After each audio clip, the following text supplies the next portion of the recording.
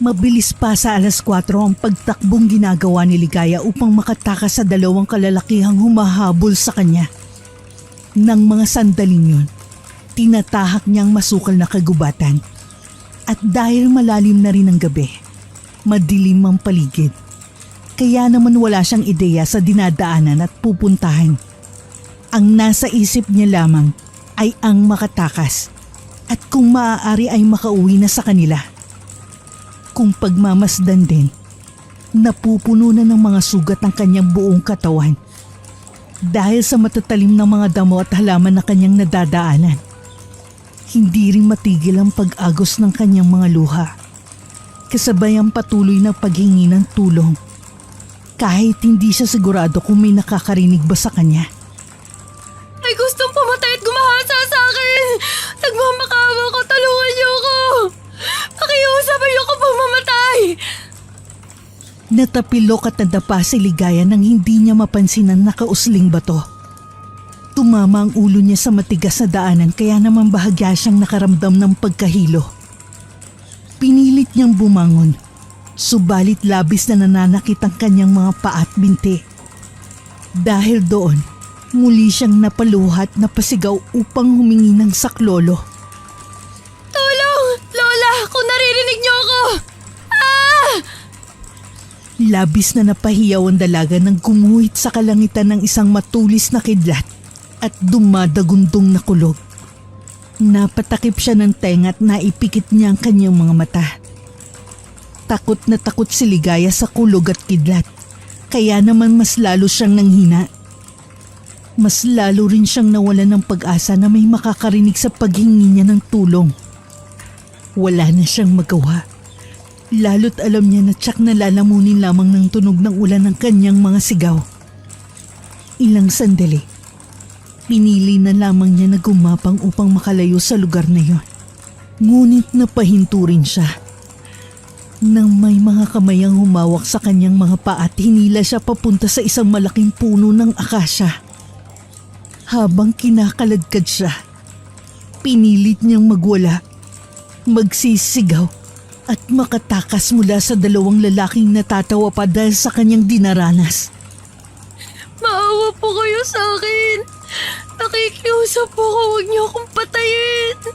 Bata pa po ako! Marami pa po akong pangarap sa buhay! Pinagsasabi mo, Ligaya. Nakikiusap ako! Huwag niyong gawin ito! Hinihintay ako ng lola ko! Huwag kang mag-alala. Maging mabait ka lang. Ihahatid kita sa inyo. Magkikita pa kayo ng lola mo. Hinawakan ni Diego ang kanang braso ni Ligaya at inamoy yon na tila nasisiraan. Bitiwan mo ako, manyak! Abat! Isang malakas na sampalang dumapo sa mukha ng dalaga. Bigla siyang naiyak dahil sa hapdi at sakit na naramdaman niya ng mga oras na yon. Kung sumama ka lang sana ng maayos at pinagbigyan mo kami kanina, edi sana bubuhayin ka pa namin. Pero anong ginawa mo? Pumalag ka, tumakas. Isa lang naman ang gusto namin, Ligaya. Yan pagkababae mo. Nakikiusap ako! Gusto ko lang umuwi! Pagbigyan mo na kami. Sayang naman kung itatago mo lang yan. Halika na. Sandali lang naman eh. Sinabi lang bitiwan niyo ako! Ano ba? Masalagot kayo sa lola ko! Mga hayop kayo!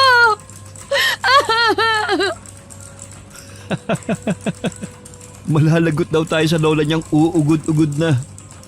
Anong magagawa ng lola mo, Aber? Huwag ka na kasing pumalag. Pakawalan niyo na ako! Huwag niyong gawin sa akin to! Grabe, ang ganda-ganda mo, Ligaya. Ikaw talagang pinapangarap ko makuha. Sa wakas, matutupad ko ng pangarap ko na makaisa sa'yo. Sige na, pagbigyan mo na kami. Para hindi ka na masaktan. Isa lang naman eh. Pagkatapos nun, Hindi na mauulit. Sige na, isa lang. Nababaliw na kayo! Wala ba kayong mga anak ko kapatid na babae? Wala nga eh. Bata pa ako, wag naman niyo akong ganituhin. Wala ba kayong mga asawa? Kung yung bagay na yan ang gusto niyo, edi sana naghanap na lang kayo ng babaeng makakasama niyo. Hindi niyo pa kikialaman niyo ang mga taong nananahimik at naghahanap buhay ng maayos gaya ko. Mga hayop kayo! Talagang hayop kami, Ligaya. At matitikman mo ngayong gabi kung gaano kami kahayop. Isang klase ng hayop na takam sa karne mo. Walang magawa ang dalagang si Ligaya, kundi ang magsisigaw ng unti-unting alisin ng dalawang lalaki ang kanyang saplot. Mula sa pang-ibaba hanggang sa pang-itaas. Madilim man at umuulan, kitang-kita ng dalawang pagladlad ng dibdib at pagkababae nito. Kaya naman mas lalo silang nasabik na matikman ito. Nang mga sandaling yun, tila sila'y uhaw ng mga hayop. Ilang saglit pa, ginawa na nga nilang matagal nang pinapangarap sa dalaga.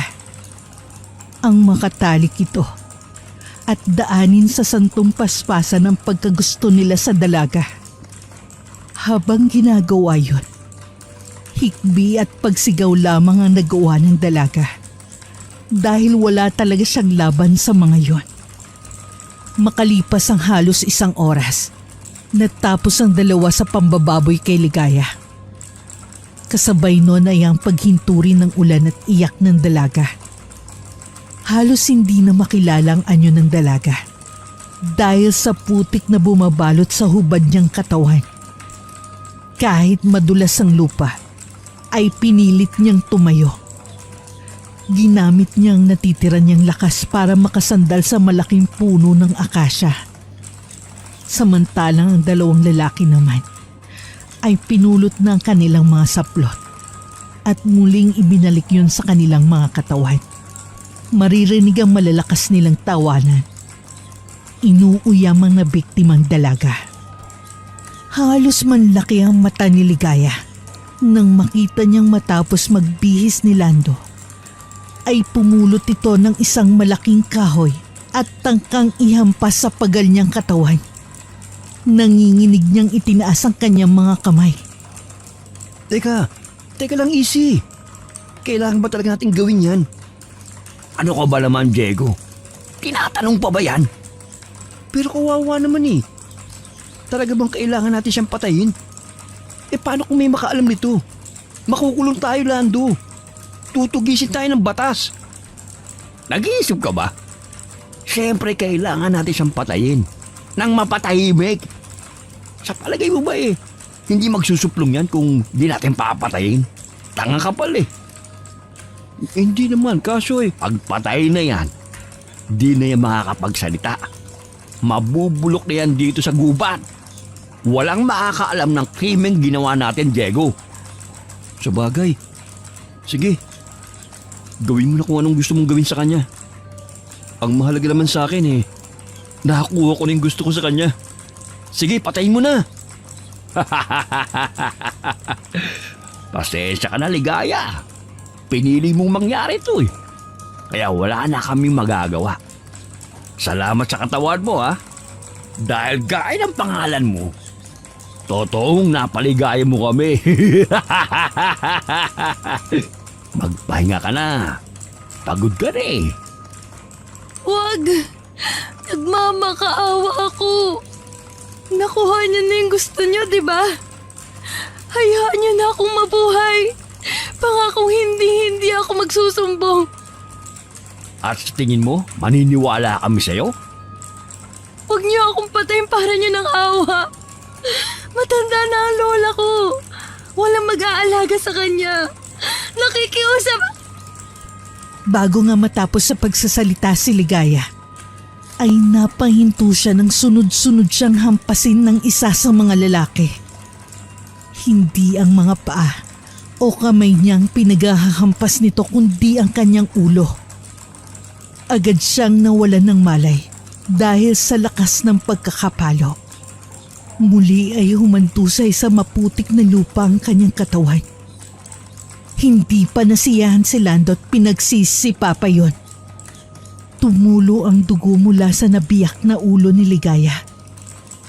Nang masigurong wala na itong buhay, kumaripas sila ng takbo. Tama na yan! Patay na, Lando! Tara na! At baka may makakita pa sa atin dito! Ayos! Sige, tara na! Susunod ulit, ha?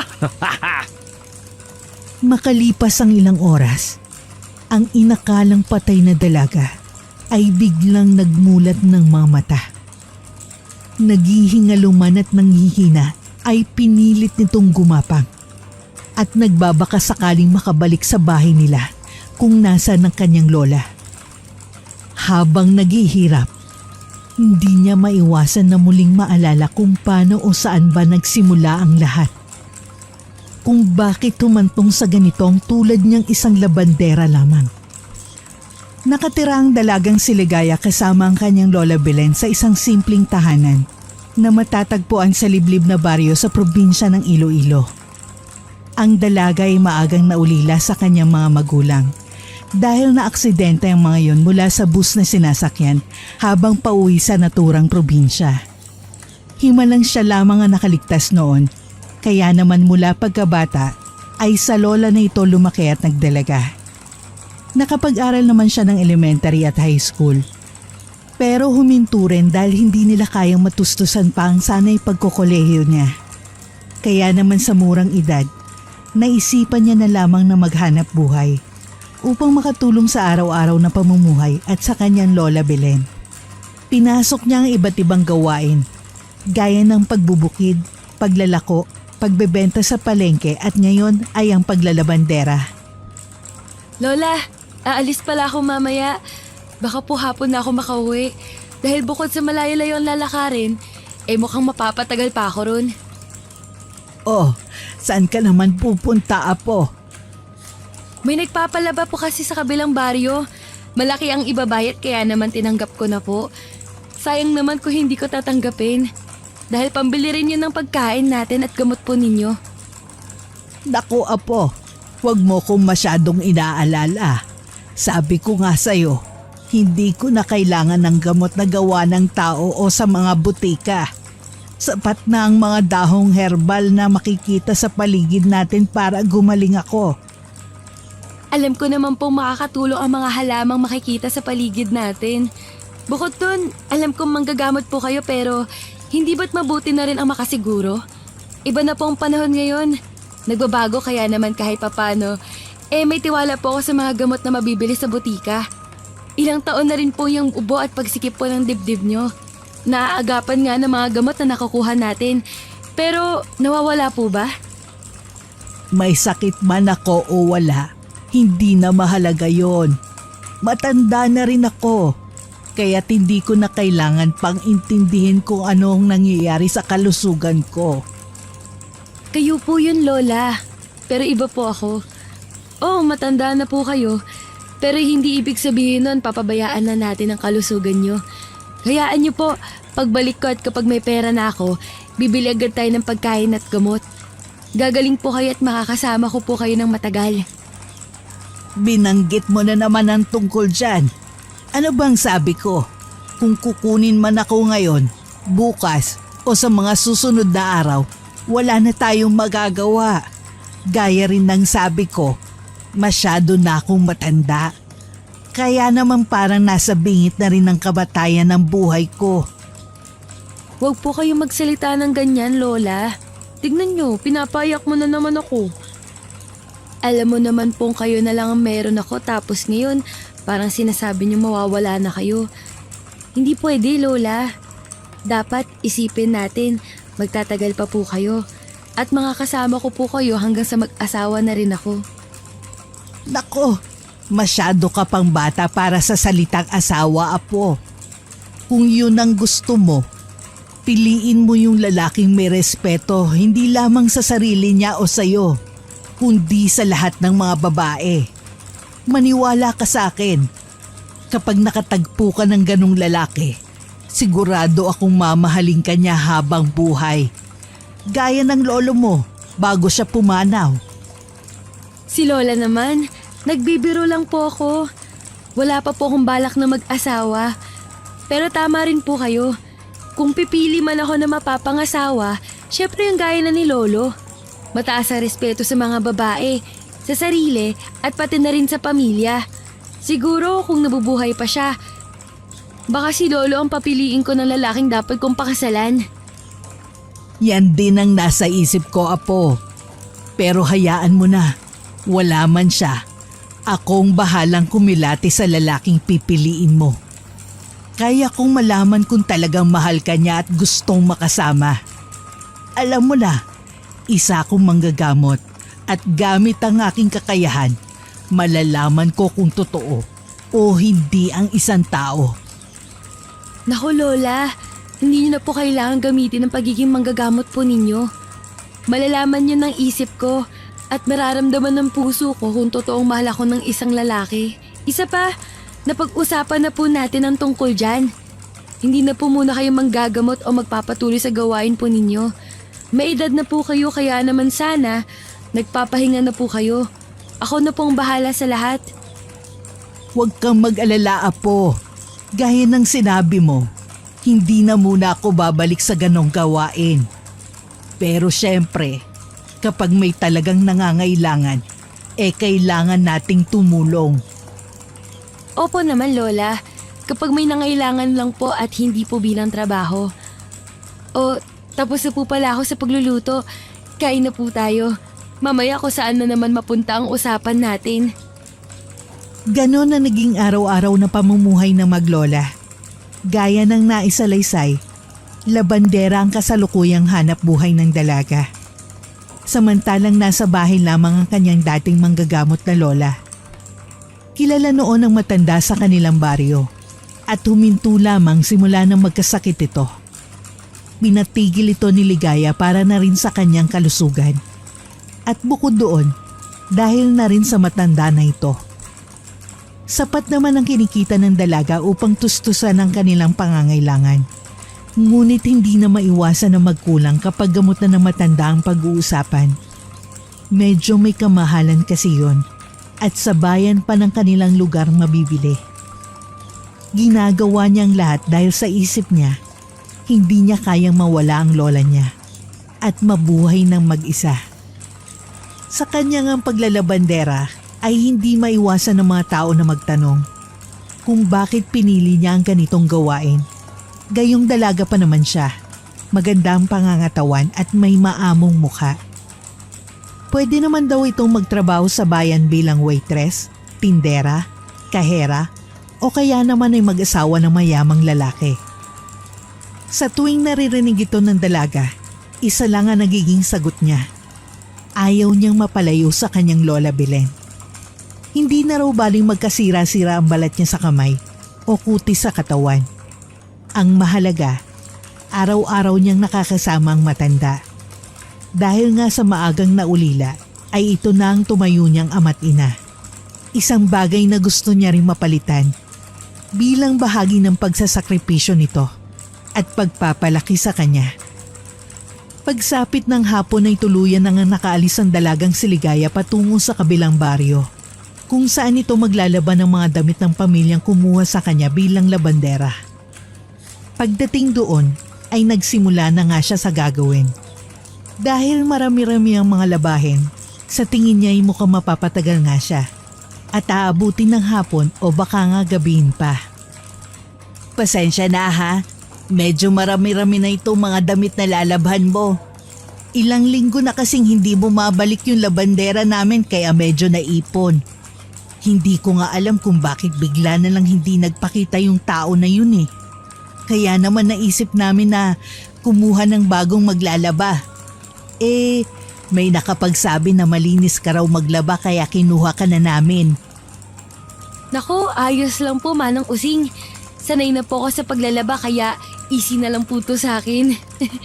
Isa pa, kung hindi ko mamatapos, pwede ko naman pong balikan bukas. Hindi naman ganun kalayo ang baryo namin dito. Sigurado ka ba? Siguro mas mabuting matapos mo na kung kakayanin. Naglalakad ka lang papunta rito. Kaya naman nakakapagod rin kung 2 araw mong tatrabahuhin yung mga labahan. Hayaan mo, kapag natapos mo yan, ay ibibigay ko agad ang bayad. Matanong ko lang, balita ko kasi lola mo na lang ang kasama mo sa bahay. Mag-isa lang ba siya ngayon doon? Ayos lang ba siya? Opo, ang lola ko na lang ang kasakasama ko sa bahay. Hindi naman po ako masyadong nag-aalala kasi bukod sa iniwanan ko na po siya ng makakain, malakas pa naman po ang lola ko. Kumbaga, kahit may edad na siya, nakakakilos pa naman po siya ng maayos sa bahay. Mabuti naman kung ganon. Balak ko kasi kapag nagustuhan ko ang paglalaba mo, ikaw na lang muna ang kukunin ko. 3 beses sa 1 linggo. Kung ayos lang sa'yo, lalong-lalo na sa lola mo. Huwag po kayong mag-alala. Wala pong problema kapag nakuha niyo po ako. Sa totoo nga niyan, mas matutuwa pang lola ko kung sakasakali. O sige. Napapahaba ng usapan natin. Kaya hindi ka matapos sa ginagawa mo. Kapag may kailangan ka ha, tawagin mo lang ako sa loob. Kapag gusto mong uminom o magmerienda, may nakahanda ron sa lamesa. Pwede kang kumuha roon. Sige po, maraming salamat po. Yan ba yung bagong labandera ni Manang Using? Sa tingin ko, mas bata kung ikukumpara dun sa nakaraan nilang labandera. Tignan mo, mas makinis din ang balat at mas maganda. Kaso parang bata pa niya para maging labandera. Sa tingin ko, 18 pa lang yan. Ang bata-bata pa para maghanap buhay. Ano naman kung bata? Saka kung 18 yan, dalaga na yan. At hindi na bata.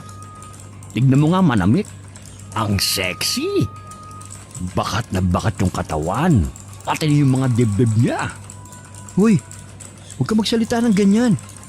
Baka marinig at isumbong tayo kay Manang Using. Alam mo na ngang pinagbibintangan tayo sa pag-alis ng dati niyang labandera eh. Ano ko na masundan pa yun? Bakit natatakot ka? Wala naman tayong kinalaman dun ah. Oo, kinausap natin at niligawan yung dati nilang labandera. Pero hindi na natin kasalanan kung umalis yun. Kung na-offend ba o kung ano pa man. Saka, mukhang mabait tong bago. Napakaamo ng mukha. Saka parang ang sarap kausapin. Huwag na tayo makipag-usap dyan. Gaya ng sabi ko, ayoko na mapagbintangan kapag umalis ulit yan. Bahala ka. Basta ako, kakausapin ko siya at liligawan. Gusto mo, pustahan tayo eh. Mapapasagot ko yan. Wala pang 1 linggo.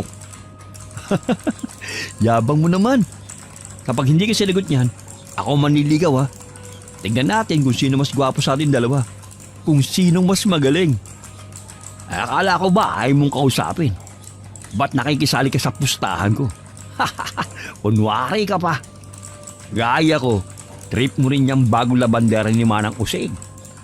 Hindi naman sa trip. Ang akin lang, iwas muna tayo at Ang gulo mong kausap, tol. Basta, ako na munang kakausap dyan at manliligaw. Manood ka at matuto kung paano dumiskarte ang Kuya Lando mo.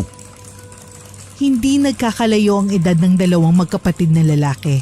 Kaya naman magkasundo ang mga ito sa halos lahat ng bagay. Gaya ng nabanggit, umalis nga ang dating labandera ni Manang Using dahil sa pangungulit nila. Lalong-lalo na ni Lando. Pinipilit nitong ligawan at mapasagot ang labandera noon. Dahil mukhang nayamot at nainis, bigla na lamang yung hindi pumasok. Ilang araw na itong hindi nagpapakita kaya naman sa ngayon, si Ligayang pumalit rito. Pagsapit ng hapon, nang magsasampay na ang dalaga, ay biglang sumulpot si Lando sa harap nito.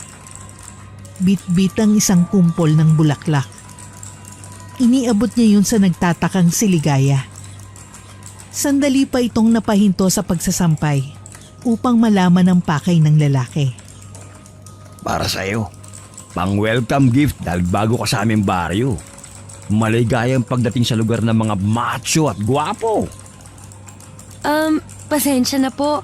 Hindi ko matatanggap yan. Unang-una, hindi po masasabi na bago ako rito. Dahil hindi naman po ako titira sa baryo ninyo. Nandito po ako para magtrabaho. Maglabandera po. Ikalawa, medyo natatawa po ako sa huli niyong sinabi. Mga macho at gwapo? Nako, hindi po ako interesado sa mga ganong bagay. Sa muli, pasensya na po. Hindi ko naman sinabi maging interesado ka eh. Ang akin lang. Kaya ako to binibigay. Dahil alam mo na, gusto kong makipagkaibigan. Saka maraming siraulo sa lugar na ito. Kung magiging magkaibigan tayo, ako ang bahala magprotekta sa'yo. Pangako, kapag nasa tabi mo ako, palagi kang ligtas. Hindi ko po alam kung ano ang dapat isagot eh. Kung pakikipagkaibigan po, wala namang problema pero pasensya na ulit. Bilin kasi ng lola ko na wag ako masyadong lumalapit sa mga lalaki. Lalo na sa mas may edad sa akin. Matanong ko lang po, ilang taon na po ba kayo? Pangit naman ang turo ng lola mo. Nasa edad ba ang pakikipagkaibigan o pakikipagrelasyon? Kung mas matanda ako sa'yo, bawal na ba? Naku kuya, lalo po akong naguguluhan sa'yo. Kung pwede po, umalis na kayo dahil marami pa akong gagawin. Kailangan ko pong matapos tong ginagawa ko dahil uuwi po ako sa amin. Kung hindi niyo po mamasamain. Akala ko pa naman mabait ka. Bastos ka rin palang bata eh. Siguro masama rin ang ugali ng lola mo, no? Mali-mali kasi ang turo niya sa'yo eh. Sayang, ang ganda at sexy mo nga. Bastos ka naman. Sayang ka talaga. Wala naman po akong pakik kung sinasabi niyo maganda o sexy ako. Hindi po kawalan ng mga bagay na yon. Dahil hanap buhay ang pinunta ko rito. Hindi po ang opinion niyo o kayo mismo. Isa pa, wala po kayong karapatang husgahan ng Lola Belen ko. Dahil sa lahat ng mas matatandang nakilala ko, isa siya sa mababait. Hindi gaya niyo. Unang usap pa lang, hindi na agad magandang intensyon. Aba, talagang bastos ka. Gusto mo halikan kita? Ha? Gusto mo? Pag mo akong iinisin, aalisin ko yung pagkababae mo. Kayo ang bastos! Ulitin mo pang sabihin yan, isusumbong kita sa lola ko. Wala kang respeto sa mga babae. Napakabastos mo! Talagang hinahamon mo ako ha? Bago pa mahawakan ni Lando si Ligaya at makagawa ng kahit anong kilos ay mabilis na pumagit na si Manang Using. Gamit ang tubig na nasa balde, ibinuhos niya yun sa nanggigigil at galit na lalaki. Napaatras naman ang isa mula sa pagkagulat. Subukan mong saktan o galawin ang bago kong labandera. Hindi lang yan ang aabutin mo. Baka nakakalimot ka. Hindi pa tayo tapos sa naging una kong labandera. Nang dahil sa'yo at sa kapatid mo, umalis siya at hindi na bumalik dito. Tama si Ligaya, dahil napakabastos ninyo. Hindi nyo dapat pinipilit ang isang babae, lalo na sa mga bagay na kayo lamang ang may gusto. Umalis ka na dahil kung hindi, ipapatawag ko ang punong barangay para ipadampot ka. Kumalma ka, tanda. Eto na, aalis na. Ligaya pala ang pangalan mo ha. Hindi pa itong huli. Magtatagpo ulit tayo. Aalisin ko yung pangalan mo at apalitan natin ng malungkot. Andaan mo yan. Hindi pa rito natatapos ang lahat. At talagang nagbanta ka pa ha? May mangyari lang kay Ligaya. Ikaw agad ang pagbibintangan ko at isusumbong. Kaya tandaan mo rin yan. Manahimik ka, tanda! Wag mo kong inisin. Baka idamay kita kasamang asawa at anak mo. Makaalis na nga. Nakakasuka yung mga pagmumukha nyo. Nang makaalis nga si Lando, ay makikita ang labis na panginginig ng dalagang si Ligaya. Dahil sa takot mula sa mga sinabi nito. Ilang sandali pa, hindi nito maiwasang mapaluha. Kaya namang mabilis itong pinatahan ni Manang Using. Ayos ka lang ba, Ligaya? Pasensya ka na. Sira ulo talaga yon at walang modo. Huwag kang mag-alala. Hindi na mauulit yun. Kapag ginalaw ka pa niya o pinagsabihan ng hindi magaganda, isusumbong na natin siya. Okay lang po ako. Medyo nabigla lang ako. Dahil unang pagkakataon ko palang naranasan to. Ang pagsalita ng ganun at pagbantaan ng hindi maganda. Manang Using, paano kung totohanin niya yun? Paano kung balikan niya ako? Pasensya na rin po, hindi ko maiwasang mag-isip ng kung ano-ano. Gusto ko lang naman may pagtanggol ang sarili at pagkababae ko. Bakit parang lumala? Natural lang na maramdaman mo yan at maisip lalo na't babae ka. May mga ganun talagang lalaki sa mundo. Gaya nga ng sabi ko, sila rin ang dahilan kung bakit hindi na bumalik ang dati kong labandera. Kung hindi ka na rin babalik, irerespeto ko naman yun. Dahil gaya mo, may takot din akong nararamdaman para sa'yo. Pag-iisipan ko po, Manang Using. Bukod sa kailangan ko kasi ang trabahong to, wala rin po ko ibang pag-eekstrahan. Baka po wala akong kitain at wala akong maibiling gamot para sa lola ko. Ikaw ang bahala. Basta ako, handang tumulong at kunin ka pa rin bilang labandera. Pero uulitin ko, kung hindi mo na gusto ay irerespeto ko. Saka huwag kang mag-alala. Sasabihin ko mamaya sa asawa ko ang mga nangyari. Para hindi namang gulo pa yung Lando kasama ng kapatid niya rito. Kapitbahay ko lang ang mga yan. At dahil binantaan ka sa harap ko, sigurado akong hindi na niya uulitin yun. Dahil kapag ginawa niya, sisiguruhin kong makukulong siya. Salamat po. Dahil sa mga sinabi nyo, bahagyang nabawasan ng kaba at takot na nararamdaman ko. Sige po, tapusin ko lang tong ginagawa ko. Malapit na rin kasing dumilim eh. Delikado na po kung aabutin ako ng gabi sa daan. Tinapos na nga ni Ligaya ang pagsasampay. Habang ginagawa yun, ay hindi niya pa rin maiwasang isipin ng mga nangyari kani-kanina lamang. Hindi niya maiwasan na mag-isip ng kung ano-ano.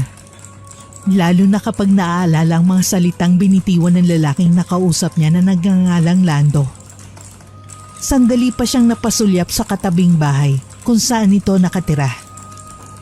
Mukhang nagtanda at natakot naman yun. Dahil hindi niya na ito matanaw roon. Ilang sandali pa ay napabuntong hininga siya. Nang makapasok sa loob at masabi kay Manang Using na tapos na siya sa gawain, iniabot ng isang bayad para sa kanyang paglalaba. Napakalaking halaga naman po nito, Manang Using. Sa tingin ko po, sobra-sobra tong bayad niya sa akin. Ano ka ba? Maliit lang yan. At isa pa, marami kang nilabhan kaya dinagdagan ko na.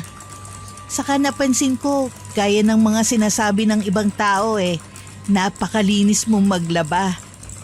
Gusto ko ang tulad mong labandera. Kaya kung may pagkakataon na makabalik ka, welcome na welcome ka ulit sa akin. Kung mapag-isip-isip mo, Lunes, Miyerkules at Biyernes ang paglalaba mo sa amin. Kung gusto mo lang naman. Pero dahil nga sa mga nangyari, alam kong may pag-aalangan ka. Sige po, gaya naman po ng sabi ko, pag-iisipan ko po. Maraming salamat po talaga dito. Makakatulong to ng labis sa amin, lalo na sa lola ko. Mauna na po ako, magdidilim na po kasi eh. Sige, mag-iingat ka ha. Gusto mo ba ihatid na kita sa dulo ng baryo? Para makasiguro tayong makakauwi ka ng maayos. Alam mo na, baka kung anong maisip at gawin nung Landong yun sa'yo. Naku, wag na po. Kaya ko na po ang sarili ko. Isa pa, kayo na rin po ang nagsabing baka matakot na siyang ulitin yun. Dahil kapag ginawa niya, siya rin naman ang mayayari. Napapahaba na po ang sinasabi ko. Alis na po ako. Ilang minutong paglalakad ng matahak ni Ligayang masukal na kagubatan patungo sa kanilang baryo. Hindi niya maiwasan na mapatingin sa paligid. Dahil pakiramdam niya ay may mga matang nakamasid sa kanya. Sandali pa siyang huminto lalo na nang makarinig ng mga kaluskos kung saan. Napapikit siya at napadasal sa lumikha para sa kanyang kaligtasan. At hinihiling na makauwi na maayos sa kanila. Ilang saglit pa Sa kanyang pagpapatuloy, ay bigla na lang lumitaw sa harap niya ang lalaking nambastos sa kanya kanina. Si Lando.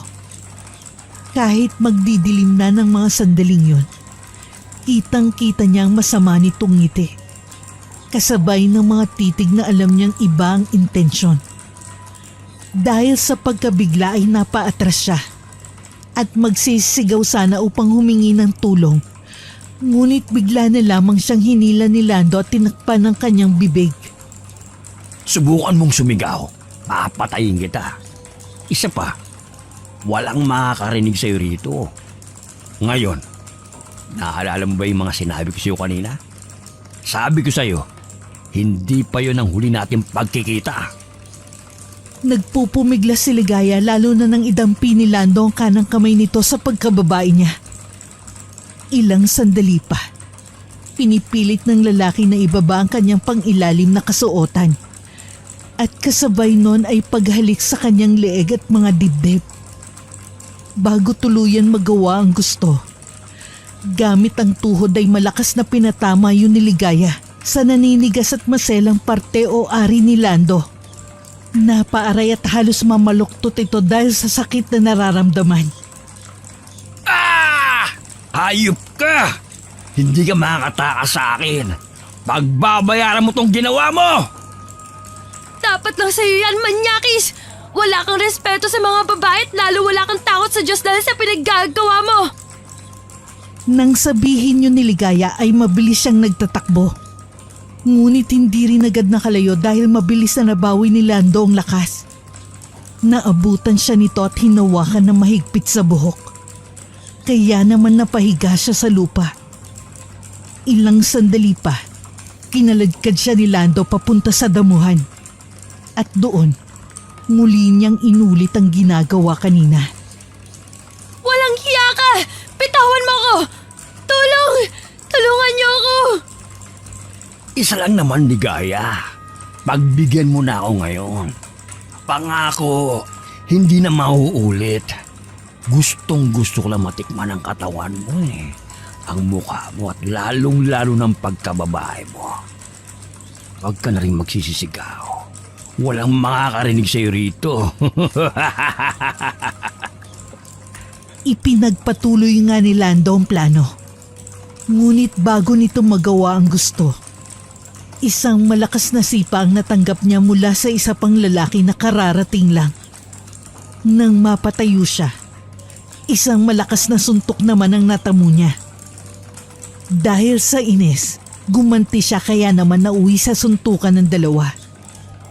Samantala si Ligaya ay napaatras lamang at hindi makapaniwala sa nakikita. Kung hindi siya nagkakamali, ipinagtatanggol siya ng lalaking estranghero sa kanyang paningin. Maya-maya, nang hindi na makayang lakas ng dumating na lalaki, walang magawa si Lando kundi ang magtatakbo. Mababakas pa rito ang labis na inis at galit. Babalik ako! Babalikan ko kayong dalawa! Subukan mo! Subukan mo lang ulit bumalik. Hindi na kita sasantuhin. Sisiguraduhin kong mapabasag na yung mukha mo sa susunod. Lalo na kapag sinaktan mo ulit ang babaeng to. Ayos ka lang. Halika. Tulungan na kitang tumayo. Oo, ayos lang ako. Salamat dahil kung hindi ka dumating, baka kung ano nang nagawa ng lalaking yun.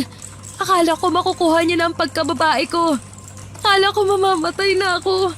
Hindi ko alam kung sino ka pero salamat ulit. Walang anuman. Nangangahoy kasi ako kanina tapos nakarinig ako ng mga sigaw. Kaya napatigil ako sa ginagawa ko. Hinahanap ko kung saan nanggagaling yung sigaw eh. Ayun, nakita ko may ginagawang hindi maganda yung lalaki. Kaya hindi ko na nakontrol yung sarili ko. Ikaw, bakit ka pala naligaw rito? Hindi ka pamilyar sa akin eh. Taga rito ka ba? O taga kabilang baryo? Isa akong labandera kay Manang Using kung nakikilala mo siya. Sa totoo nga niyan, binastos din ako kanina ng lalaking yun. At akala ko, hindi na mauulit kaya kampante ako umuwi mag-isa.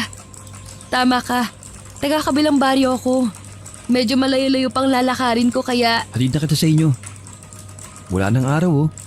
Mamaya balikan ka nung lalaki at gumawa na naman ng hindi maganda. Gusto ko naman siguro na ligtas ka makakauwi sa inyo. Bago ko bumalik sa ginagawa ko at sa bahay namin. Sigurado ka? Medyo malayo pa kasi. Baka ikaw mapahamak lalo na at madilim dito sa gubat. Kaya ko pa naman maglakad eh. Sige na, hayaan mo akong ihatid ka na. Tignan mo nga oh, parang natatakot ka pa dahil sa mga nangyari kanina. Parang may trauma ka pa. Masiguro ko lang naligtas ka na. Ayos na ako ron at uuwi na rin. Ayoko kasi makakita ng mga babaeng binabastos at napapahamak. Lalo na kung kagagawa ng isang lalaki. Talaga? Nakakatuwa naman yung mga sinabi mo. Bakit? Tama naman di ba? Dapat ang mga babae nirerespeto. Dapat lahat sila minamahal at binibigyan ng pagkakataon na pumili para sa kanilang mga sarili. Hindi yung pinipilit at binabastos. Gaya na lang nung ginawa ng lalaking yung kanina. Hindi ko kaya makakita ng ganun. Nakakagalit. Alam mo, akala ko talaga wala ng lalaking matino. Pero binago mo yung pananaw ko. May iilan pa pala. Gaya mo, may respeto sa tulad kong babae. Naku, huwag mo naman pinapalaki yung tenga ko. Tara na, magpatuloy na tayo sa paglalakad. Baka lumalim na ang gabi at mas lalong maging delikado sa daan. Sabi mo nga, malayo-layo pang lalakarin mo. Salamat. Ano nga pala ang pangalan mo? Ako si Diego. Ikaw, anong pangalan mo? Ligaya. Ligaya ang pangalan ko. Nagpatuloy na nga ang dalawa sa paglalakad. Habang nasa daang tinatahak, hindi maiwasan ng mga ito na magpatuloy sa pag-uusap. Kaya naman mas nakilala nila ang isa't isa. Hindi rin maiwasan ni Ligaya na mapangiti.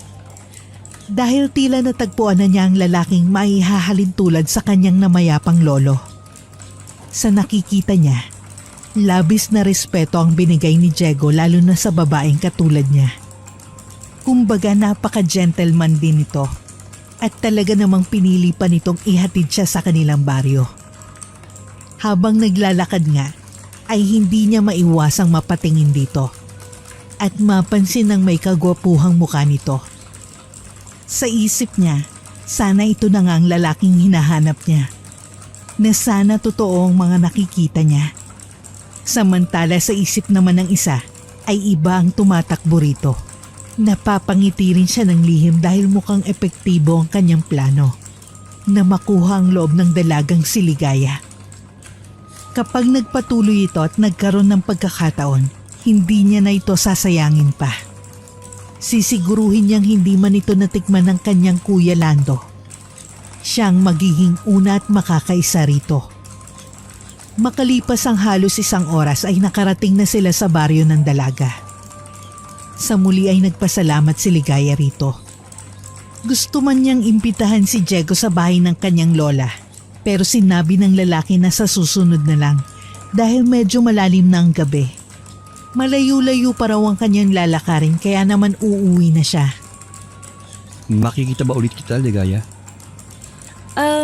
Oo naman. Bale, Miyerkules na ulit ng balik ko sa baryo niyo para maglaba kay Manang Using. Pwede mo akong puntahan doon. Pwede tayong magkwentuhan doon habang naglalaba ako. Kung gusto mo lang naman. Naku, hindi pwede. Medyo malayo kasi ang bahay ko dun sa sinasabi mong si Manang Using. Mas madalas mo ako makikita sa gitna ng gubat. Dahil halos araw-araw din naman ako nangunguha ng panggatong para sa bahay. O sige, daanan na lang kita ron kapag nagkataon. Kung magtama man uli ang landas natin, doon na lang tayo magkwentuhan. Sige, aasahan ko yan ha. Mauna na ako, Ligaya. Mag-iingat ka. Salamat ulit sa pagtulong at paghahatid sa akin dito sa baryo namin. Utang ko ang kaligtasan ko ngayong araw sa'yo. Hindi nga mawala sa mukha ni Ligaya ang ngiti habang naglalakad papasok sa kanilang bahay. Hindi siya makapaniwala na mukhang interesado rin ng lalaki sa kanya. Hindi niya alam pero sa lahat ng lalaking nakaharap niya, ito ang bukod tangi at masasabi niyang komportable siya. Napakiramdam niya, ligtas siya at walang mangyayaring masama. Nang makapasok ay nadatnan niya ang kanyang Lola Belen na nagluluto ng kanilang panghapunan. Lola, ako na po dyan. Pasensya na po at ginabi ako. Marami po kasing nangyari ngayong araw. Kaya medyo late na rin ang naging uwi ko. Ang bango naman po ng niluluto nyo. Ano po to? Pinakbet? Oo, Apo. Napansin ko kasing wala ka pa. At gaya ng sabi mo, baka mahapunan ka kaya pumunta muna ako sa bukid para manguha ng mga gulay. Tamang-tama lang palang dating mo. Teka, maghahanda na ako ng plato at ng makakain na tayo. Sige po, ako na po ang magsasandok ng kanin at ulam. Nga pala Lola, may maganda akong balita. Habang naghahanda ng makakain, ay isinalaysay na nga ni Ligaya ang pagkakaroon niya ng sapat na pera mula sa paglalabandera. Sinabi rin nito sa kanyang lola na luluwas siya sa bayan bukas upang bumili ng masarap na pagkain at gamot para sa kanyang ubo at pagsikip ng dibdib. Nang makaupo sila, kapansin-pansin naman ang biglang pagiging seryoso na matanda. Hindi tuloy niya mawari kung natutuwa ba ito o hindi mula sa kanyang mga sinabi. O Lola, hindi po ba kayo masaya? Ang sabi ko po, malaki ang ibinayad sa akin ni Manang Using. Kaya magiging sapat po to para makabili na rin ako ng gamot ninyo. Bukod sa balitang yan, may gusto ka pa bang sabihin, Apo? Nakikita ko ang saya sa mukha mo, pero iba ang sinasabi ng mga mata mo. May pangyayaring nag-aalangan kang sabihin sa akin. Pwede ko bang malaman kung ano yon? Naku Lola, ano pong pinagsasasabi ninyo? Baka kaya ganito ang mga mata ko dahil alam niyo na, pagod po ako sa maghapong paglalaba. Tignan niyo nga, ginabi po ako kaya... Apo, wag mo sanang kalimutang isa akong manggagamot kaya't malalaman ko kung nagsisinungaling ka o hindi. May kakayahan akong matukoy ang nasa isip mo. Hindi mo man direktang sabihin. Sa nakikita ko, tungkol ito sa isang lalaki. Ngayon, tatanungin ulit kita. Anong nangyari kanina? Mula sa mga binitiwang salita ng matanda, ay napahinto si Ligaya sa pagkain. Tama nga naman ito. Muntik na nga niyang makalimutan na magaling na manggagamot ang kanyang lola. Kaya't mahirap ang magsinungaling sa harap nito. Napahinga siya ng malalim at ilang saglit pa. Ang sakit na pinipigil kanina ay lumabas sa pamamagitan ng pagluha. Doon ay buong puso niyang isinalaysay sa kanyang lola ang mga nangyari mula sa kamay ng lalaking nagngangalang Lando. Nang marinig ng matanda ang lahat, labis na galit ang makikita sa mukha nito. Ginawa niya ang mga bagay na yun sa'yo? Hindi niya pinakinggan ang pagmamakaawa mo? Anong klaseng lalaki ang gagawa ng ganung bagay? Hindi ako makakapayag na maulit pa yun, Apo. Huwag kang mag-alala, igaganti kita. Naku, hindi po sa ganun Lola. Huwag niyo na pong gamitin ang kakayahan niyo upang iganti ako o mapanakit pa ng ibang tao. Gaya po ng sinabi ko, muntik niya nang makuha ang pagkababae ko. Pero may magandang bagay naman ang dumating. Magandang bagay? Sa mga isinalaysay mo, wala akong narinig na maganda kundi puro kabastusan at kamanyakan ng lalaking hindi ka nirespeto. May tumulong po sa akin. At alam niyo ba, isang lalaki rin po. Sa totoo nga niyan, hinatid niya pa ako rito para masiguro ang kaligtasan ko. Hindi ko alam kung totoo ang pinakita niya pero napakabait niya pong lalaki. Ibang-iba siya sa mga nakaharap ko. At lalong naiiba siya dun sa Lando na nagtangkang gahasain ako. Apo, huwag kang palilinlang sa mga nakikita at naririnig mo lang. Minsan, nasa loob ang kulo ng isang tao na makikita mo lang sa gitna ng hindi inaasahang pangyayari. Po, hindi ko po maintindihan Lola. Sinasabi niyo po bang masamang tao si Diego? Yung lalaki nagligtas sa akin at nagpakita ng kabutihan? Hindi ko direktang masasagot ang tanong na yan. Pero tandaan mo ang sinabi ko. Hindi lahat ng kaharap natin ay mabuti. Darating din ang araw na mauunawaan mo ang gusto kong sabihin. Pero ngayon, nang banggitin mo ang pangalang Diego, ay nagpintig at nag-init ang mga tenga ko. Hindi ko pa man nakikita ang lalaking sinasabi mo. Pero kilala mo ko. Kapag ganito ang nararamdaman ko, ibig sabihin ay hindi maganda. May gusto ka ba sa lalaking yon? Po? Wala po, Lola. Humanga lang po ako sa kanya dahil pawang mga kabutihan lang po talagang nakikita ko. Kaya hindi ko maintindihan kung bakit yan ang nakikita at nararamdaman niyo sa kanya. Makinig ka na lang sa sasabihin ko, Apo. Hindi naman ako magbibitaw ng kung ano-anong mga salita kung hindi ito para sa ikabubuti mo. Kung balak mo pang bumalik sa baryong yon upang maglabas sa sinasabi mong manang using, huwag mo nang ituloy dahil mapapahamak ka lang. Sa mga isinalaysay mo at sa nakikita ko, hindi ligtas ang magbalik ka pa sa lugar na yon. Kaya kung ano man ang nasa isip mo, alisin mo na yan at kalimutan. Sige po, kung yan po ang gusto niyo. Wala rin naman po akong magagawa dahil mas alam niyo po ang mga bagay na nakakabubuti sa akin. Maiiwan ko po muna kayo. Ayusin ko lang damit na susuotin ko bukas papunta sa bayan.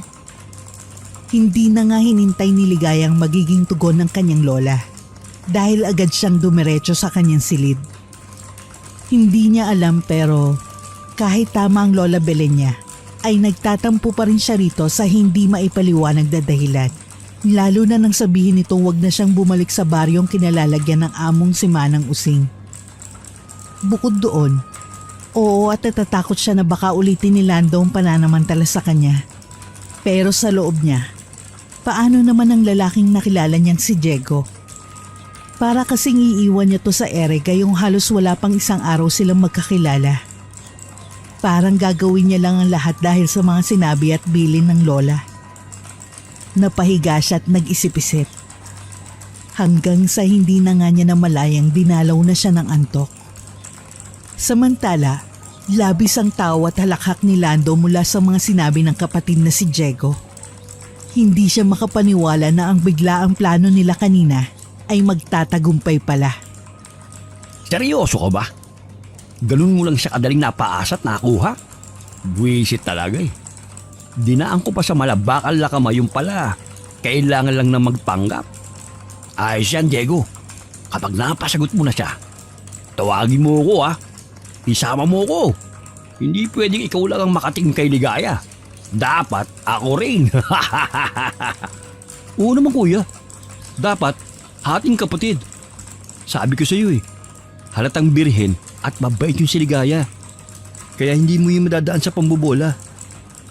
Dapat talaga ay paasahin ko na may gusto ko sa kanya. At kailangan ko rin mapilit na magkagusto siya sa akin. Di ba? Sa paraang yun, hindi ko siya kailangan pilitin. Kusa niyang ibibigay yung sarili niya kapag inakala niyang may gusto ko sa kanya. Matanong ko lang, kailan mo ba balak gawin yan? Ang tanungin siya tungkol sa nararamdaman niya. Mamaya kasi, maunahan ka pa ng iba. Hindi naman sa minamadali kita. Mahirap na. Sayang si Ligaya. Sa susunod na balik niya, syempre, kapag tinanong ko siya, pumayag man siya o hindi, pipilitin ko pa rin siya. Hindi pwedeng masayang ang effort mo, lalong-lalo na ang effort ko. Ang hirap kaya magpakaanghel sa harap niya. Oo, mahirap. Lalo nung sinapak mo ko kanina. Kailangan patuloy nating magpanggap na nagsusuntukan para lang isipin ng babae na tagapagtanggol ka niya. Humanda siya. Masakit pa rin tong ari ko dahil sa ginawa niya. Kapag nakuha mo siya, sisiguraduhin kong mawawasak siya rito. Kalma kuya, huwag ka mag-alala. Hindi naman nasayang ang lahat ng mga sakit na naramdaman mo. Akong bahala. Matitikman natin ang labanderang yan. Kinabukasan nga ay maagang umalis si Ligaya patungo sa kanilang bayan. Gamit ang perang kinita kahapon, bumili siya ng mga gamit sa bahay, pagkain at syempre gamot ng kanyang Lola Belen. Nang pabalik na sana siya, Napahinto at nabigla siya nang may kumuha sa kanyang mga daladala. Nang lingunin niya kung sino, bigla na lamang gumuhit sa kanyang labi ang matamis na ngiti. O Diego, ikaw pala. Anong ginagawa mo rito sa bayan? Wala naman. Gumagala lang. Tulungan na kita dyan. Mukhang mabigat kasi ang dala mo eh. Isa pa, malayong baring uuwian mo. Mamaya, kung ano na naman gawin ni Kuya Este nung lalaki sa'yo. Mahirap na. Baka nag-aabang yun kung saan-saan. Nako, maliwanag pa naman eh. Kaya ko na siguro ang maglakad mag-isa. Alam ko naman ligaya, pero hindi naman yun ang gusto kong sabihin eh. Ihahatid na kita kasi, alam mo na, para makausap naman kita ng matagal. Mamaya sa mga susunod na araw pa tayo magkita. Alam mo ba, mula kagabi, ikaw lang ang laman ng isip ko. Hindi dahil sa iniisip mo kundi dahil sa nag-aalala ako sa'yo. Talaga? Alam mo, yan din ang gusto kong sabihin. Mula kasi nang iligtas mo ako kagabi, hindi ka na mawala sa isip ko. Sa totoo nga niyan, pinagbabawalan na ako ng lola at Pinagbabawalan? Ibig sabihin, hindi na kita ulit makikita? Nakakalungkot naman kung ganun. patapusin mo muna kasi ako. Pinagbabawalan niya ako pero hindi ako makikinig sa kanya. Maglalaba pa rin ako dun sa sinasabi kong si Manang Using. At syempre, gagawin ko yun para makita ka ulit. At masaya ako makita ka ngayon. Hindi mo pa man sinusuway ang lola mo. Tara, maglakad na tayo. Parang uulan din kasi oh.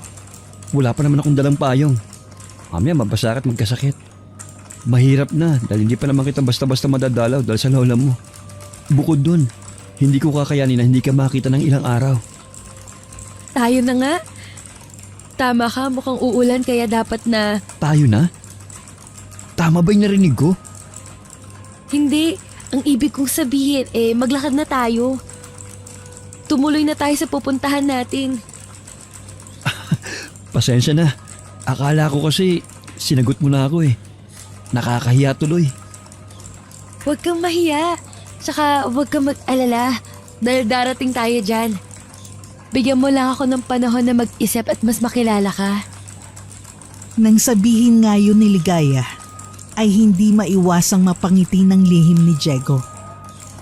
Mukhang tama nga sila ng kuya niya. Matutuloy ang susunod na plano dahil nagtagumpay siyang makuha ang loob ng dalaga. Nang tuluyang makauwi si Ligaya, napagmasdan ng kanyang lola ang kakaibang saya sa mukha nito. Dahil doon, muling napatanong ang matanda.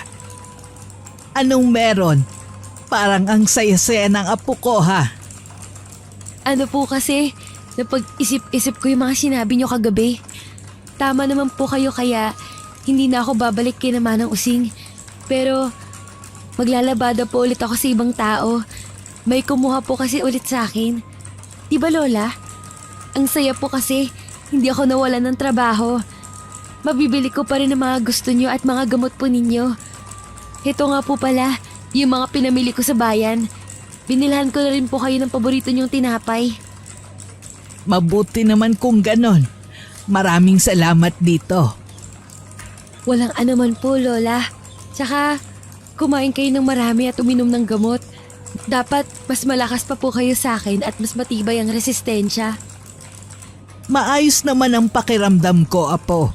Pero dahil binili mo ang gamot na ito, iinumin ko. Maiba ko lang ang usapan. Sino ba yung bago mong paglalabhan ng damit? Saan at kailan ka aalis? Bali po, dyan lang din sa kabilang baryo, Lola.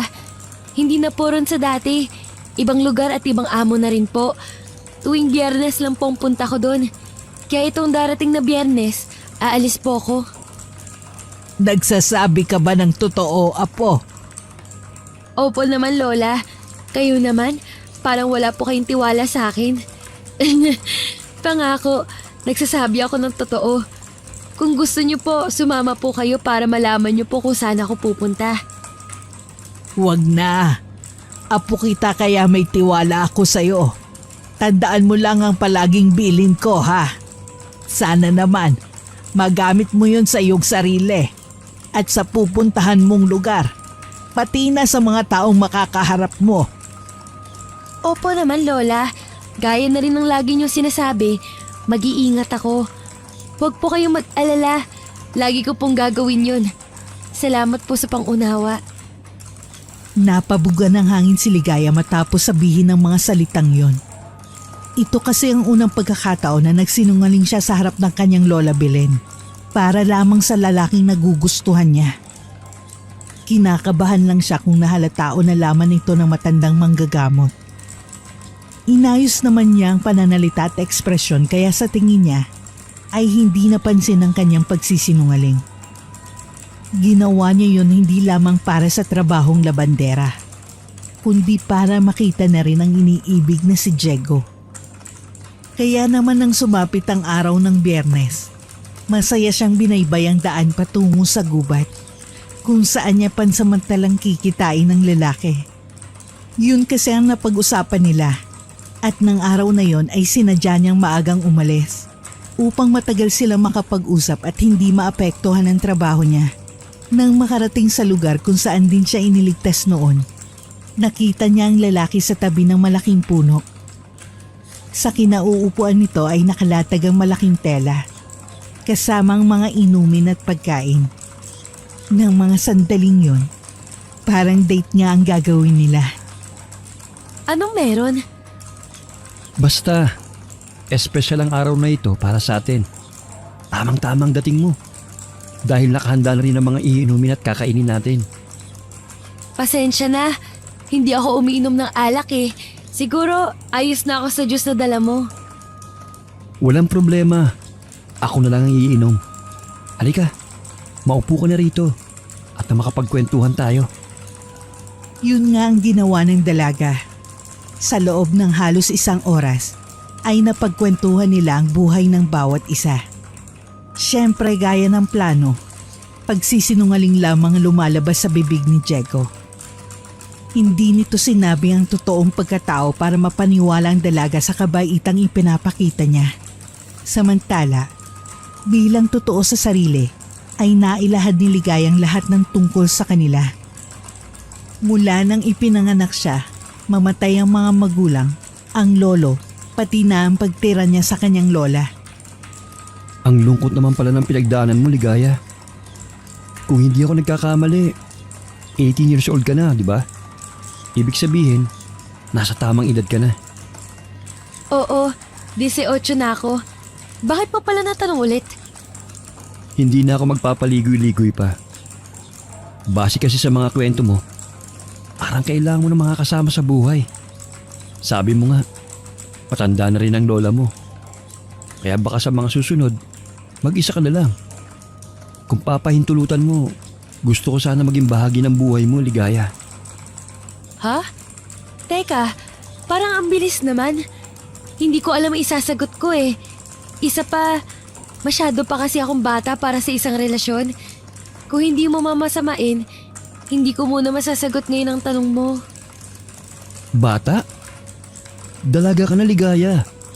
At gaya ng ibang mga dalaga at babae, may pangangailangan ka rin. Alam mo naman sigurong ibig kong sabihin mo. Mahirap na. Baka dumating yung araw na mag-isa ka na lang. Kahit papano, nandito ako para samahan ka. Hindi ko alam, Diego eh.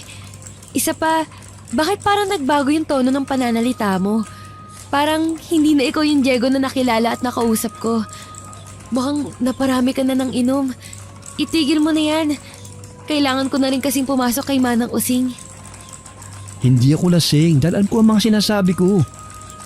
Hindi mo ba ako gusto? Kasi ako, mahal na mahal kita, Ligaya. Ikaw ang pinakamagandang babae na nakita ko. At ayaw na kitang pakawalan pa. Pakiusap naman. Sagutin mo na ako. Siguro, oo. Maaring mahalin kita. Pero hindi ang Diego na kaharap ko ngayon. Kundi ang taong minsan nang nagligtas sa akin. Pasensya na ha. Hindi ko kayang ibigay yung oo na hinihingi mo dahil ibang-iba ka sa lalaking nakilala ko. Mauuna na ako. Baka hinahanap na ako ni Manang Using. Huwag mo naman akong iwan sa ere, Ligaya. Sige, kung ayaw mo maging nobyo ko, bigyan mo lang ako ng pagkakataon na matikman ka. Na makaisa sa'yo. Kahit yun lang sana. At hindi lang makasama ka habang buhay. Nasisiraan ka na ng bait, Diego. Akala ko pa naman mabait ka. Naiba kasi mga lalaking nakakasalamuha ko. Yung pala, hindi. Gaya nila, kalibugan at kamanyakan lang ang alam mo. Yun lang ang gusto mo sa akin at wala nang iba. Aalis na ako at huwag ka na magtatangkapang sundan ako. Baka lalo lang kitang kasuklaman. Huwag kang mag-alala. Hindi kita susundan. Pero tandaan mo tong sasabihin ko. Bago ka makauwi uli sa inyo, matitikman muna kita. Kaya naman mas lalo ka mag-ingat, lalo na kapag dadaan ka sa gubat na ito. Hindi na nga ito pinansin ni Ligaya at nagpatuloy sa paglalakad patungo kay Manang Using. Nang makarating doon, agad siyang napaluha habang isinasalaysay sa ginang ang kanyang karanasan. Doon ay nalaman niya ring magkapatid ng dalawang lalaki na parehong nambastos sa kanya. Tila tuloy nagsisisi siya mula sa pagsaway sa kanyang lola at pakikipag-usap kay Diego. Hayaan mo, ihahatid ka namin bukas. Pagkatapos mo maglaba dito ka muna manatili sa bahay namin. Dito ka muna magpalipas ng gabi dahil delikado ang umuwi lalo na't dalawa na silang nagbanta sa'yo. Pasensya ka na ha, nang dahil sa paglalabandera mo sa amin mukhang malalagay ka pa sa kapahamakan. Iba talaga ang mundo at iba rin ang pag-iisip ng maraming kalalakihan. Salamat po, Manang Using. Baka ito na rin pong huli kong pagpasok sa inyo at paglalaba. Bala ko po kasi hindi na muna bumalik dahil natatakot na po ako para sa kaligtasan ko. Ang hirap na po kasi magtiwala mula nung niloko ko nung Diego na yun. Okay lang, Ligaya. Mas mabuting doon ka na lamang maglabandera sa inyo kaysa naman sa malayo. Mapapahamak ka pa. Kukuha na lang ako ng bagong labandera at bukas, kapag nahatid ka na namin, sisiguruhin ko mapapadampot at makukulong na ang magkapatid. Ayaw ko nang maulit pa ang ganitong pangyayari.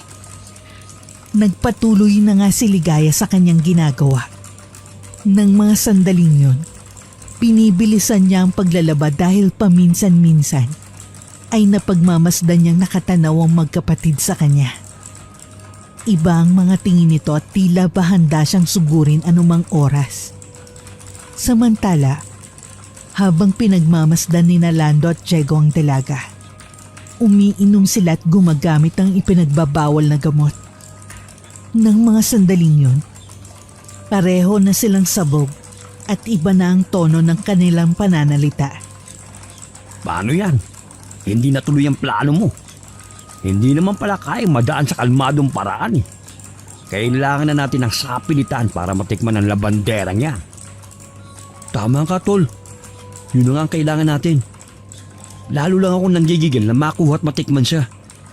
Lalo lang ako natatakam sa kanya. Huwag kang mag-alala. Susugod tayo mamayang gabi sa bahay ni Manang Using. Kapag pinigil nila tayo, hindi tayo papayag. Gagawin natin ang lahat.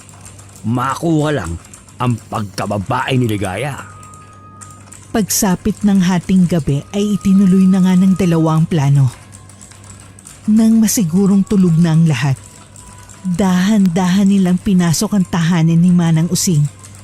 Napangiti sila nang makita sa sala na tulog ang dalagang si Ligaya. Sa labis na gigil at pagkasabik, mabilis itong hinalikan ni Lando at Diego.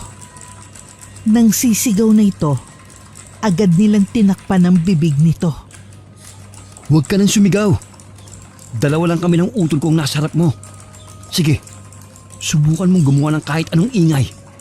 Papatayin namin ang amo mo, kasama ang asawa at anak niya. Huwag mong masyadong takutin ang pagkain natin. Mamaya hindi niya maramdaman ang sarap. Dapat, gaya ng pangalan niya, kaligayaan ang manaig sa kanya. Sa labis na takot, mabilis na kinagat ni Ligaya ang kamay na nakatakip sa kanyang bibig. Nang maalis yun, malakas na pagsigaw ang ginawa niya upang humingi ng tulong. Napahinto lamang siya nang suntukin siya sa sikmura ni Lando. Dahil doon, nakaramdam siya ng panghihina at pagkahilo. Bago maipagpatuloy ng dalawa ang gagawin, bigla naman lumabas ng silid si Manang Using kasamang asawa at anak nito. Labis na pagkagimbal ang makikita sa kanila dahil sa ginagawa ng dalawang magkapatid. Kapag hindi kayo tumigil, ipapakulong namin kayo! Diego, huwag nating hayaan makapagsumbong ang mga yan. Bilis! Patayin na natin sila! Yun nga ang ginawa ng magkapatid. Gamit ang kanya-kanyang patalim na daladala, mabilis nilang sinugod ang buong pamilya. Kitang-kita ni Ligaya kung paano hiwain ng mga yon ang lieg ng tatlo. Kung paano sumirit ang sariwang dugo kasabay ang walang tigil na halakhak mula sa dalawang magkapatid na alam niyang wala na sa sarili. Nang bumagsak ang mga katawan ng tatlo, walang humpay naman yung pinagsasasaksak hanggang sa tuluyan na nga silang malagutan ng hininga. Sa takot at pagkagulat, gamit ang natitirang lakas ay tumalo ng bintana ang dalaga. Nakita siya ng dalawang magkapatid kaya naman mabilis siyang hinabol ng mga to. Naluluha naman siyang nagtatatakbo ng mabilis patungo sa masukal na kagubatan at hindi makapaniwalang namatay ang buong pamilya nang dahil sa kanya.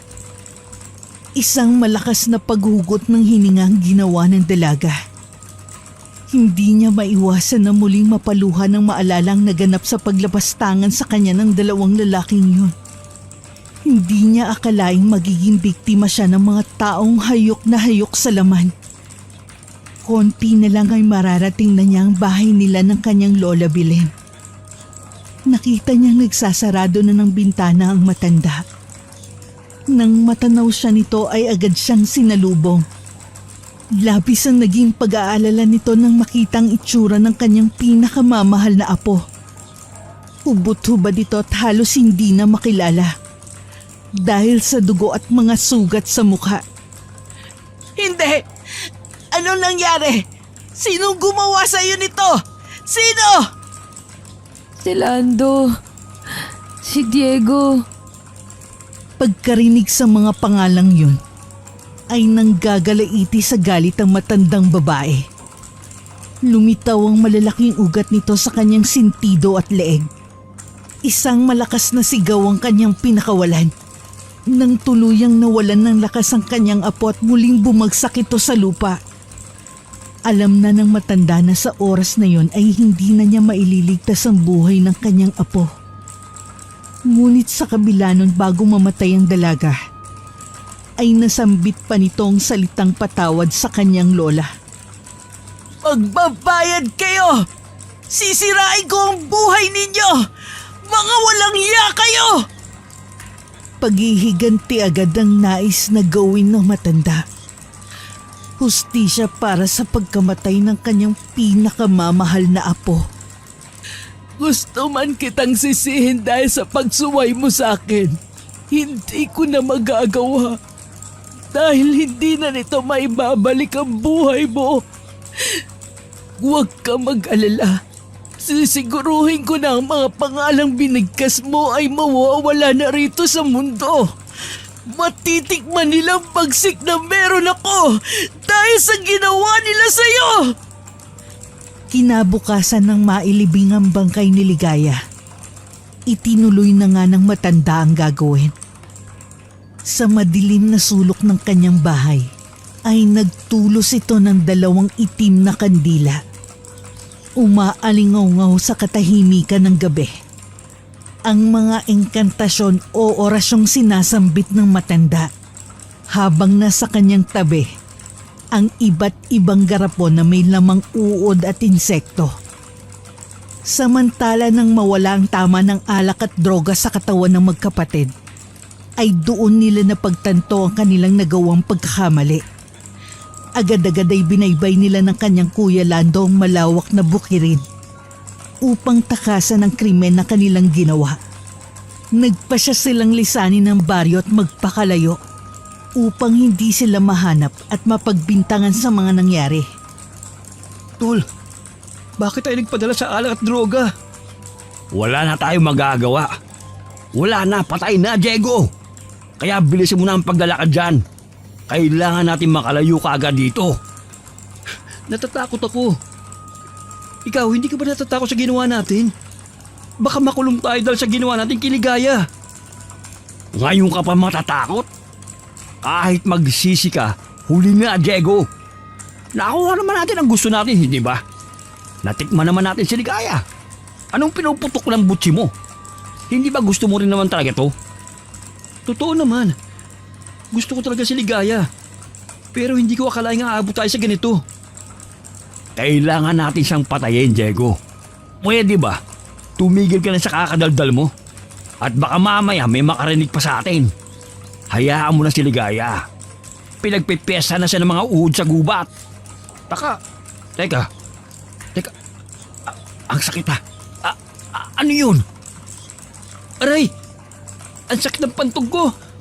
Parang ang init. Anong nangyayari sa atin? Ang sakit ng ano ko. Aray! Aray! Ang kaninang matitikas na lalaki ay bigla na lamang namamaluktot at napapahawak sa nananakit nilang mga pagmamayari. Mainit yon at mahapding-mahapde. Pakiramdam nila ay may gumagapang na bagay mula sa kanilang pantog palabas. Ramdam na ramdam nila ang malikot at pagkalikot ng kung anong bagay na yon sa loob ng kanilang mga suot na salawal. Nang hindi na matiis, ay hindi na nakapagpigil ang dalawa. Mabilis silang nag-alis ng salawal. At doon, napagmasdan nila ang paglabas ng kulay itim na likido sa dulong bahagi ng kanilang mga ari. Sabay silang napatingin at nakaramdam ng takot. Inisip nila na baka nagkaroon sila ng kung anong sakit dahil sa panggagahasa kay Ligaya. Magsasalita at maninisi na sana si Diego. Ngunit muli silang napasigaw na may kung anong mga buhay na mga bagay ang dahan-dahang lumalabas sa kanila mula roon, maliban sa itim na likido. Dahil doon, tuluyan silang namilipit sa sakit. Hindi ko na kaya! Ang sakit! Inakarma na yata tayo, tol! Sinisigil na tayo ni Ligaya! Tukmol! Paano gaganti ang patay? Ang sabihin mo, may sakit yung walang yang babae na yun. Nalinti ka na. Aray! Aray! Ano ba kasi ito lumalabas na to? Ang sakit! Ligaya! Patawarin mo na ako! Patawarin mo na kami sa nagawa namin sa'yo! Malahimik ang hayop ka, tanga! Mula sa maselan nilang parte, ay napansin nila ang paglabas ng mga maliliit na uod. Ang kanilang puson ay nagiging kulay ubi na rin at tila lumulobo. Napapansin nilang sa ibabaw ng balat nito mula sa loob ay may humuhulmang hugis ng mga gumagapang na insekto. Dahil doon ay nagsisigaw ang dalawang binata. Nahirapan na rin silang huminga dahil sa sobrang sakit na kanilang nararamdaman. Sumisigaw sila ng tulong subalit walang nakakarinig sa kanila dahil nasa gitna sila ng kabukiran. Muling bumuhos ang napakalakas na ulan. Walang pinagkaiba yun sa nangyaring pag-ulan nung isang gabi. Bumalik sa kanilang alaalang naging anyo ng dalaga. At sa bawat pagguhit ng kidlat sa langit, ay para nilang nakikitang babaeng hubot-hubad at may basag at dugo ang mukha. Galit na nakatingin ito sa kanila. Ligaya, tama na! Kung ikaw man ang gumagawa nito sa amin, pakiusap!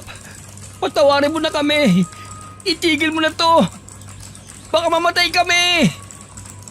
Ilang sandali pa, sunod na nanakit ang kanilang mga tiyan. Tila ba may kung anong bagay ang gumagalaw o kumakalikot doon. Maya-maya ay tuluyan na nga silang nagsuka ng itim na likido. Malapot yun at sobrang baho. Parang amoy ng nabubulok ng patay na hayop. Makalipas pang ilang minuto, sabay silang napatingin sa harap ng makitang papalapit na matanda. Si Lola Belen. Kitang-kita sa mukha nito ang galit, bagsik, at hinagpis mula sa paghihigante dahil sa pagkamatay ng kanyang apo. Nang tuluyan nitong makalapit, ilang mga kataga ang kanyang binitawan. Sinamantala ninyo ang kahinaan ng apo kong si Ligaya. Sinamantala ninyo ang kabaitan na meron siya. Nang dahil sa tawag ng laman, mananakit kayo, manggagahasa at papatay ng inosenteng tao. Ibahin ninyo ko. Pumapatay ako ng mga makasalanan, lalo na ang mga nagkasala sa aking pamilya. Patawarin mo kami, pakiusap. Ang gusto lang sana namin ay matikman siya. Hindi ang patayin. Hindi namin sinasadya. Hindi namin alam ang ginagawa namin. Nakikiusap po ako. Alam kong hindi ito ang gusto ng apo niyong si Ligaya. Alam kong gaya niya. Mabuti po ang puso niyo. At Oo, mabait at mabuti ang puso ng apo ko. Pinalaki ko siya sa tama, sa paggalang at sa kabutihan. Pero nasaan na siya ngayon? Patay na! Paano mo nasasabi ang mga bagay na yan kung kayo mismo ang dahilan kung bakit siya namatay? At pasensya na mga iho, hindi ako gaya ng apo kong si Ligaya. Kaya kong pumaslang ng mga katulad ninyo sa paraang hindi ninyo maiisip at inaasahan. Sa pagtalikod nga ng matanda ay siya namang panginginig ng dalawa. Lumabas sa mga balat nilang naglalakihan at maiitim na mga ugat. Kasabay nun ay ang pagsikip ng kanilang mga dibdib kaya naman labis silang nahirapan sa paghinga. Ilang sandali pa, lalong lumakas ang sigaw na nagmumula sa kanila nang unti-unting magkasugat ang kanilang mga ari. Tila nabubulok yon at nagkakaroon ng matataba, buhay at malalaking mga uod. Pilit nilang nilalabanan ng tila sumpang ipinasok sa kanilang mga katawan. Ngunit wala na silang naging laban. Nang mawala ang matanda sa kanilang paningin, doon ay tuluyan na nga nilang naramdaman ang kamatayan. Mula sa pananakit at paghihirap, ay tuluyan na nga silang nalagutan ng hininga. Ang malala pa nun, dumating ang mga kakaiba at napakaraming insekto, kung saan unti-unting inubos ang kanilang mga laman sa katawan. Simula ng araw na yon, ay hindi na nga muli pang nakita si Ligaya, Lando, Diego, Manang Using at ang pamilya nito sa kanilang lugar. Samantala si Lola Belen naman ay halos araw-araw bumibisita sa puntod ni Ligaya. Palagi itong nagdadala ng mga magagandang bulaklak para sa kanyang mahal na apo. Sa paraang yun ay para na rin niyang kasama ito. Nakakakwentuhan at isinasabay sa pagkain ng kanyang mga paboritong prutas at ulam. Namimiss na kita, apo. Sana talagang totoong kasama pa kita. Sana talagang buhay ka pa. Pero huwag kang mag-alala. Alam ko kung nasan ka man ngayon. Alam kong masaya ka na. Dahil nakuha mo na ang hustisya. Naipaghiganti na kita sa mga gumahasa sa'yo. Ngayon sinusunog na ang kanilang mga kaluluwa sa impyerno. Wakas,